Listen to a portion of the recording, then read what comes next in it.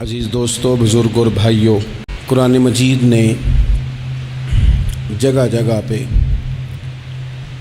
اس بات کا اعلان فرمایا ہے کہ اپنے شعور کو بلند کرو، اپنی فہم سے، اپنی عقل سے کام لو، کائنات ارضی اور سماوی میں غور کرو، اللہ کی نشانیوں کو دیکھو، اپنی فہم و فراست کے ساتھ، شعور کے ساتھ دین اسلام کی حسین تعلیمات کو قبول کرو اور ان کے مطابق اپنی زندگی گزارنے کی کوشش کرو۔ سورہ زمر کی آیت نمبر 18 میں نے تلاوت کی ہے۔ اللہ تعالیٰ نے فرمایا کہ الذین یستمعون القول، فرمایا وہ لوگ جو توجہ سے بات سنتے ہیں، کان لگا کے سنتے ہیں، فیتبعون احسنہ، اور پھر بہترین بات کی پیروی کرتے ہیں۔ پہلے تو سنتے غور کے ساتھ ہیں، پھر بہترین بات کی۔ اسلام کے اندر اجر و ثواب دو طرح کا ہے، ایک بہتر ہے، ایک بہترین ہے۔ آپ نے کسی سے قرض لینا ہو تو اس کو مہلت دینا بہتر ہے اور معاف کر دینا بہترین ہے۔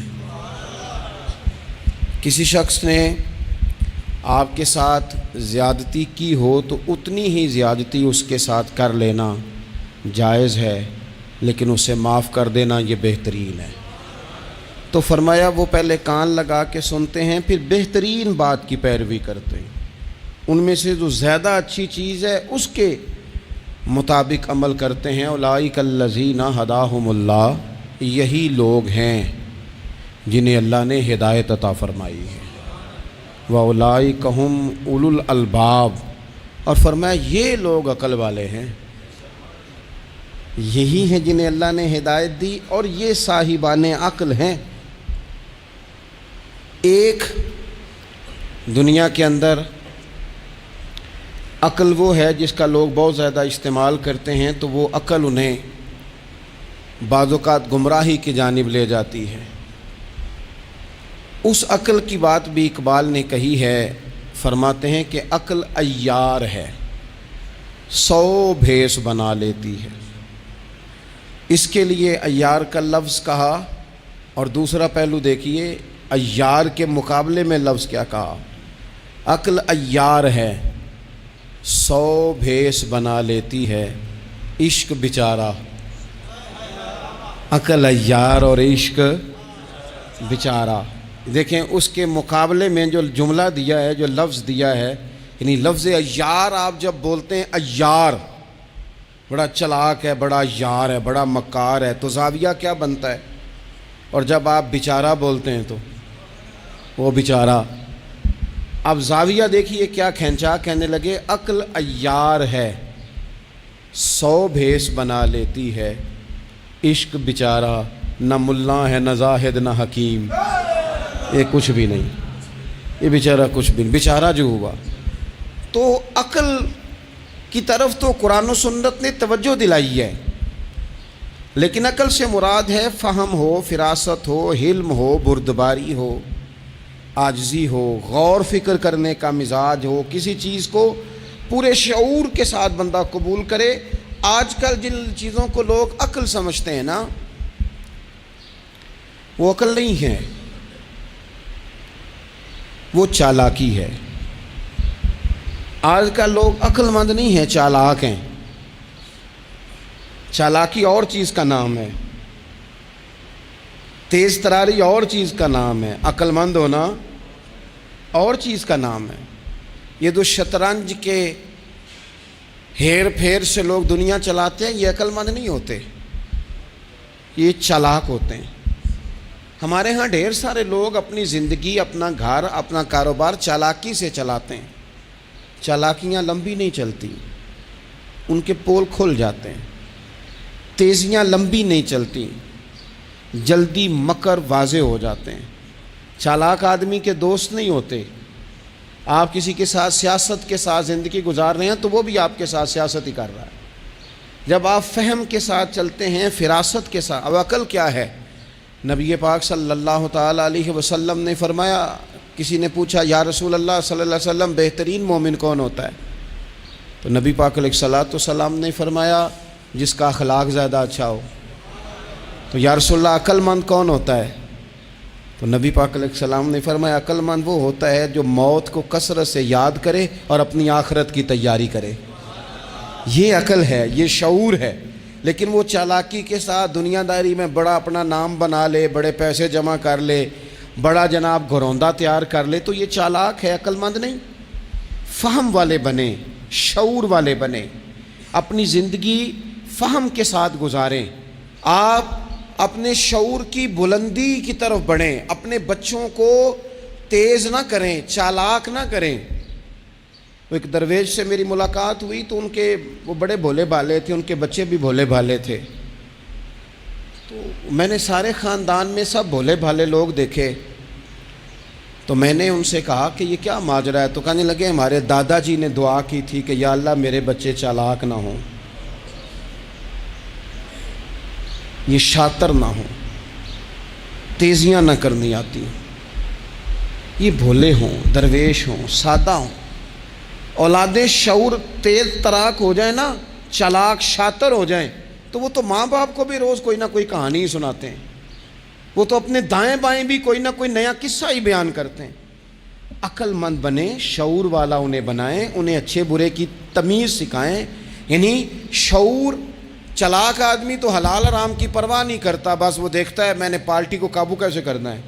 لیکن عقل مند وہ ہوتا ہے جو دیکھے کہ یہ میرے لیے جائز ہے کہ ناجائز ہے، محنت سے کام کرے، شعور سے کام کرے، لیکن لقمہ حرام کبھی اپنے گھر داخل نہ ہونے دے۔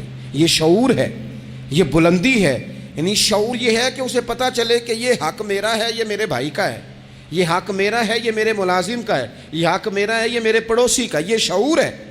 اور چالاکی کیا ہے کہ وہ تیزی دکھائے اور سب کا مال ہڑپ کر کے اپنے گھر لے آئے اور کسی کو پتہ بھی نہ چلنا دے۔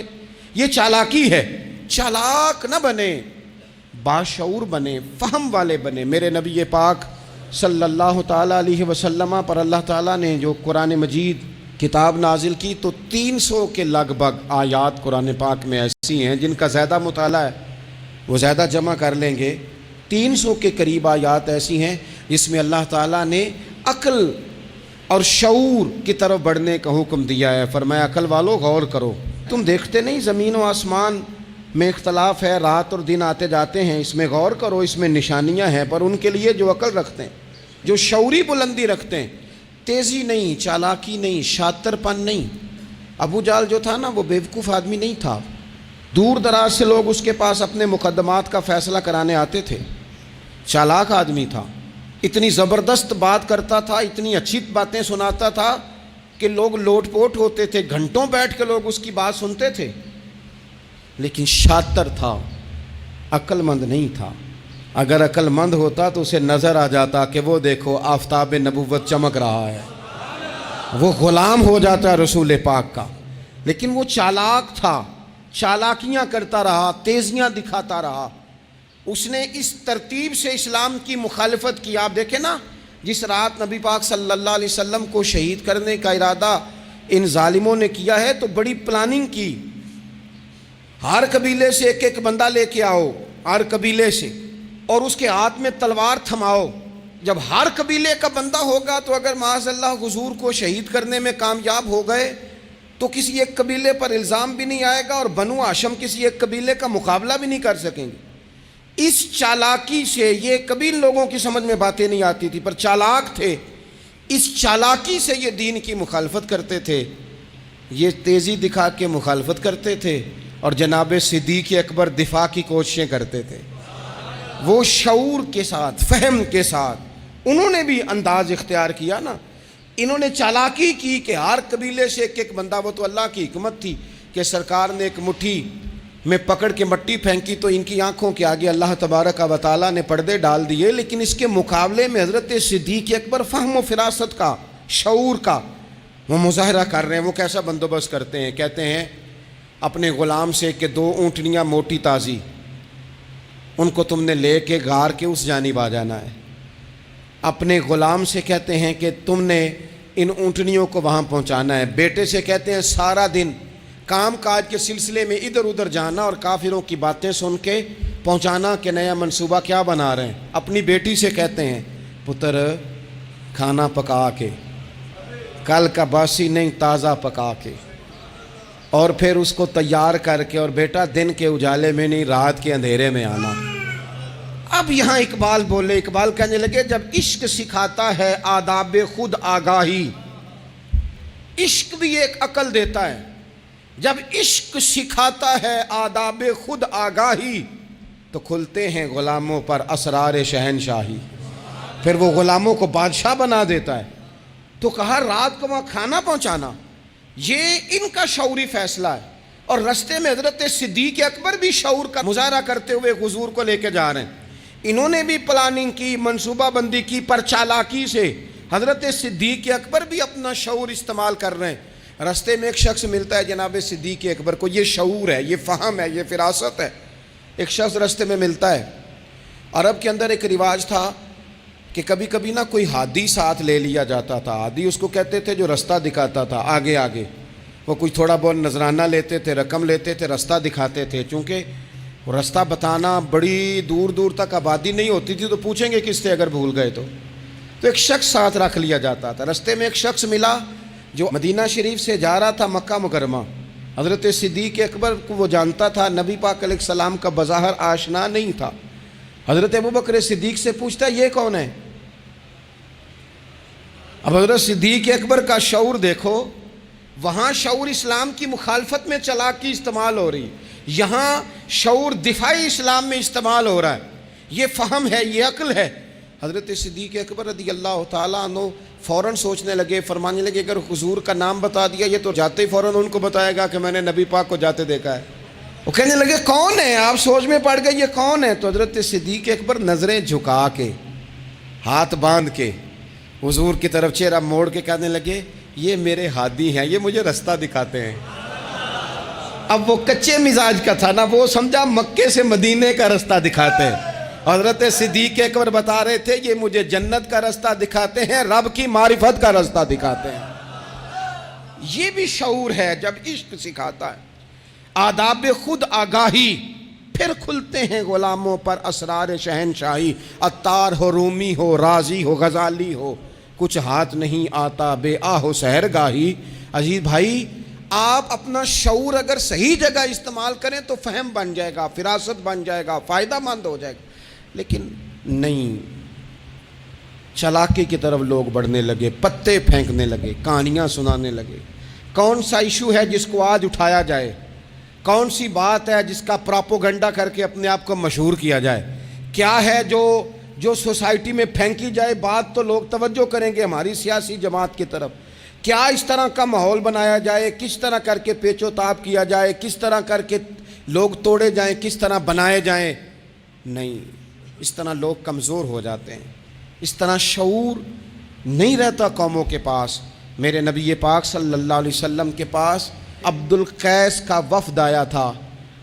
तो जो अब्दुल कैस उनका सरदार था, नबी पाक सल्लल्लाहु ताला अलैहि वसल्लम की खिदमत में जब वो हाजिर हुए, लाउबाली फ़ैसले ना करें, फ़ैसले ज़िंदगी में सोच के करें।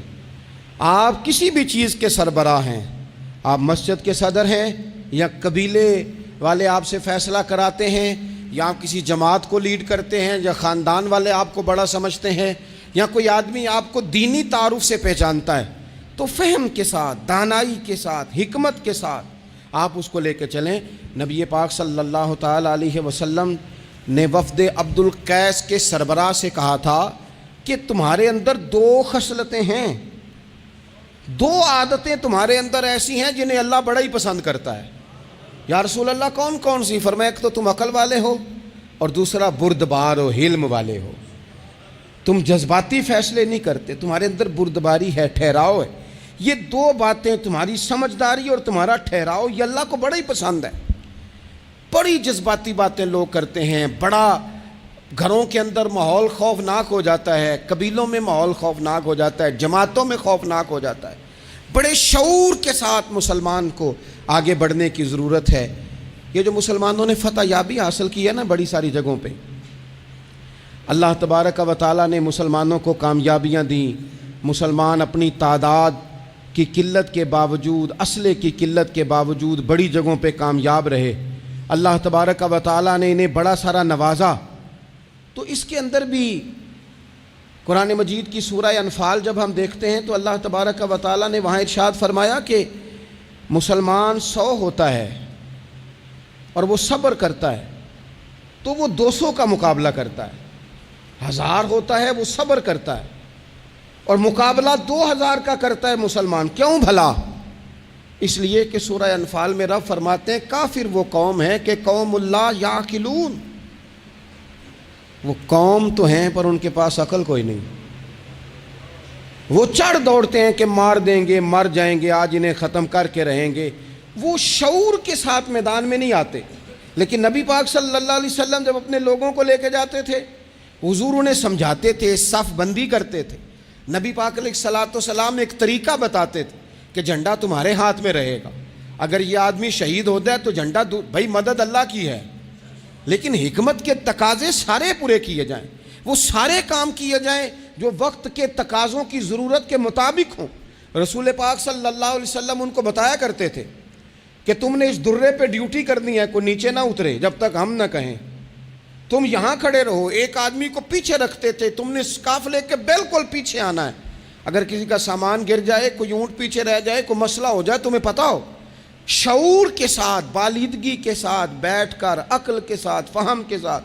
ہمارے پاس بہت سارے لوگ آتے ہیں، بڑی بڑی جذباتی باتیں بتاتے ہیں، اس طرح بھی کر دیں، اس طرح بھی کر لیں، آپ لوگوں کو یہ بھی بتائیں، بڑے بڑے رکے آتے ہیں، بڑی بڑی باتیں سخت لوگ کرنے کا کہتے ہیں، ایسی کی تیسی کر دیں آپ۔ تو ہمیں پتہ ہے، چلیں تھوڑا سا کتاب و سنت اپنی نظر سے صحیح، تھوڑے علم سے صحیح، پر ہمیں بھی تھوڑا سا پتہ ہے۔ تو میں بہت سارے دوستوں کو کہا کرتا ہوں کہ او بھائی چلو ٹھیک ہے، سخت بات نہیں کرتے، جلال میں نہیں آتے، پر اس کا یہ مطلب تو نہیں نا کہ ہمیں پتہ نہیں کسی بات کا۔ وہ بعض سیاسی لوگ آتے ہیں تو آ کے کہتے ہیں جناب حضرت یہ ہو گیا، فلانے نے یہ کر دیا، فلانے نے یہ کر دیا، تو کئی دفعہ ان پر ہنسی آتی ہے کہ ہمیں سمجھانے آئے ہو، ہمیں سمجھانے آئے ہو۔ او پائی اٹ سٹ تے پکھڑا کوار گندا لسی اور بھی بوٹیاں جاننے آ۔ بات نہ کریں تو بات الگ ہے، اخلاق اجازت نہیں دیتا، بہت ساری باتوں کا جواب دیا نہیں جا سکتا، لیکن آپ کیا سمجھتے ہیں سامنے والا بیوقوف ہے، آپ جو کہیں گے وہ قبول کر لے گا؟ اپنی زندگی میں کبھی بھی جذباتی ہو کر فوراً فیصلہ نہ کریں، کبھی زندگی کے اندر تھوڑا سا چیزوں کو ٹھنڈا کریں، شعور پیدا کریں، آپ فہم پیدا کریں، آپ کوئی ایسا کام کریں جس میں آپ محسوس کریں کہ یہ فیصلہ عقل والا ہے۔ میرے نبی پاک صلی اللہ تعالی علیہ وسلم بھولے بھالے لوگوں سے بھی پیار کرتے۔ حضور کے پاس ایک دیوانی بی بی آئی، دیوانی، اس کے علاقے والے کہتے تھے کہ اس کا تو ذہنی توازن ٹھیک نہیں، لیکن اس نے کہا یا رسول اللہ میری بات سنیں، تو حضور نے اس کی بھی بات سنی۔ نبی پاک پیار کرتے، لیکن آپ کو پتہ ہے کہ رسول پاک صلی اللہ تعالیٰ علیہ وسلم نے ایک اور بات بھی ارشاد فرمائی ہے جو صحیح مسلم میں موجود ہے، سنن ابو داؤد شریف میں موجود ہے۔ حضور جب نماز کی صفیں بناتے نا تو فرماتے میرے قریب قریب وہ لوگ کھڑے ہوا کرو جو عقل مند ہو، جو شعور والے لوگ ہو وہ میرے قریب قریب رہا کرو، باشعور لوگ۔ اور پھر فرمایا جو ان سے زیادہ شعور رکھتے ہیں وہ تھوڑے پیچھے، جو ان سے کم شعور رکھتے ہیں وہ اس سے پیچھے، جو اس سے کم شعور رکھتے میرے قریب شعور والے لوگ ہوں۔ یعنی محبوب سب کے نبی ہیں، لیکن حضور اپنے قریب ان لوگوں کو بٹھاتے جن کا فہم مضبوط ہوتا۔ اسی لیے حضرت مولا علی شیر خدا رضی اللہ تعالیٰ عنہ فرمایا کرتے تھے وہ بندہ دنیا میں کبھی نہیں ٹوٹتا جس کے مشیر اچھے ہوں۔ ہمارے آج کل مشیر نہیں ہوتے، ہمارے خوش آمدی ہوتے ہیں، ہمارے وہ ہوتے ہیں جو ہمیں بلے بلے کہیں، ہمارے وہ ہوتے ہیں جو ہمیں کہیں کیا بات ہے، سبزہ سارا ہی سبز ہے باہر، اور ہم اتنی طاقت نہیں رکھتے کہ ہم تصویر کا دوسرا رخ بھی دیکھیں۔ تو اللہ کے رسول نے شعور کو سپورٹ کیا، عقل کو سپورٹ کیا، فہم و فراست کو سپورٹ کیا، فرمایا میرے قریب قریب۔ دیکھیں نا علماء نے ایک معنی یہ بھی اس کا بیان کیا ہے کہ جب کوئی باشعور آدمی قریب ہوتا ہے تو نماز میں کبھی لقمہ دینا پڑ جاتا ہے، کبھی بتانا پڑ جاتا ہے، کبھی کسی وقت امام کا وضو ٹوٹتا ہے اسے پیچھے جانا پڑ جاتا ہے۔ تو باشعور لوگ ہوں گے جب قریب تو حالات اور ہوں گے، اللہ کے رسول صلی اللہ تعالیٰ علیہ وسلم باشعور لوگوں کو قریب رکھتے، شعور کی بات آگے پھیلاتے۔ میں بڑے عرصے سے یہ بات کر رہا ہوں، آج پھر کرتا ہوں، دینی ماحول کے اندر باشعور لوگوں کی بڑی ضرورت ہے، بصیرت افروز لوگوں کی بڑی ضرورت ہے، جن کے حافظے قوی ہوں ان کی بڑی ضرورت ہے۔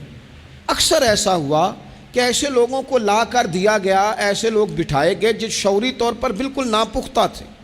دیکھیں ہر آدمی ہر جگہ پہنچ نہیں سکتا، کچھ لوگ کند ذہن ہوتے ہیں، کوئی کام بھی نہیں کر پاتے، تو زبردستی جبر کرنا، کسے مولوی بنانا ہے، اسے مولوی بنانا ہے، اسے حافظ ہی بنانا ہے، بھائی وہ بیچارہ نہیں اتنا شعور رکھتا۔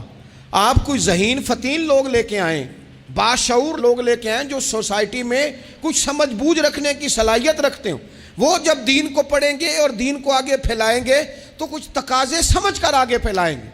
آپ دیکھیے میرے نبی پاک صلی اللہ تعالیٰ علیہ وسلم کے صحابہ کا شعور کتنا بلند تھا۔ حضرت زید بن ثابت رضی اللہ تعالیٰ عنہ کے ذمے لگایا حضرت ابو بکر صدیق نے قرآن پاک کو جمع کرنا۔ فرمایا آپ صحابہ کرام سے لے کے جن کے پاس تھوڑا تھوڑا قرآن پاک ہے آپ جمع کریں، آپ لا کے اسے جمع کریں۔ اور وجہ اس کی یہ ہے کہ ایک تو آپ نبی پاک کے دور میں بھی قرآن پاک کی وحی لکھتے تھے، اور دوسری بات یہ ہے کہ آپ جوان بھی ہیں اور عقل مند بھی ہیں، لہٰذا آپ سے ہم نفع لینا چاہتے ہیں۔ باقاعدہ لفظ کے حضرت صدیق اکبر کہ چونکہ باشعور آدمی ہیں، فہم والے ہیں، لہٰذا آپ سے یہ کام لینا ہے۔ میں شکوہ نہیں کرتا، لیکن میں کو ذمہ داری سے کہتا ہوں، میں قائل نہیں ہوں بچوں کو ڈنڈے مار کے پڑھایا جائے۔ ڈنڈے مار کے جب آپ پڑھاتے ہیں تو آپ خوف کے سائے میں تعلیم دے رہے ہیں، آپ سے لوگ ڈر رہے ہیں، گھبرا کر تعلیم دی جا رہی ہے۔ وہ کیا اس سے سیکھے گا جس نے خوف کے عالم میں سبق یاد کیا؟ بچہ استاد صاحب کے سامنے کھڑا ہے تو وہ تھر تھر کانپ رہا ہے، اسے جو یاد ہے بیچارے کو وہ بھی بھول گئے ہیں۔ اور یہ کام مدرسوں سے زیادہ اسکولوں میں ہوتا ہے، اسکولوں میں زیادہ ہوتا ہے۔ لائق لوگوں کو، باشعور بچے کو آپ کو پتہ چل جاتا ہے آپ کا بچہ شعور والا ہے، پھر آپ اس کی مناسب کاؤنسلنگ کریں، اسے آپ مناسب طریقے سے اس کو سمجھائیں، اس کو آپ تھوڑا سا مینٹلی طور پر تیار کریں، اس کی نگرانی کریں کہاں آتا ہے کہاں جاتا ہے۔ پھر آپ جب کسی ادارے میں داخل کرائیں تو پھر باقاعدہ اس کی رپورٹ لیں، پتہ کریں۔ ہفتوں سالوں بیت جاتے ہیں، کوئی پوچھنے ہی نہیں آتا ہمارا بچہ کیا پڑھ رہا ہے، تو بچہ پھر من مانی کرے گا۔ نبی پاک صلی اللہ علیہ وسلم کی خدمت عالی مرتبت میں حضرت انس بن مالک رضی اللہ تعالیٰ عنہ کو ان کی جب والدہ لے کے آئیں نا تو انہوں نے آ کے نبی پاک علیہ السلام سے کہا تھا، یا رسول اللہ صلی اللہ علیہ وسلم جی ہمارا بیٹا انس ہے، ہم اسے آپ کا خادم بنانے آئے ہیں۔ حضور اس میں دو خوبیاں ہیں، ایک تو جوان ہے اور دوسرا حضور بڑی سمجھ بوجھ رکھنے والا ہے، یہ باشعور ہے، آپ کی خدمت کرے گا۔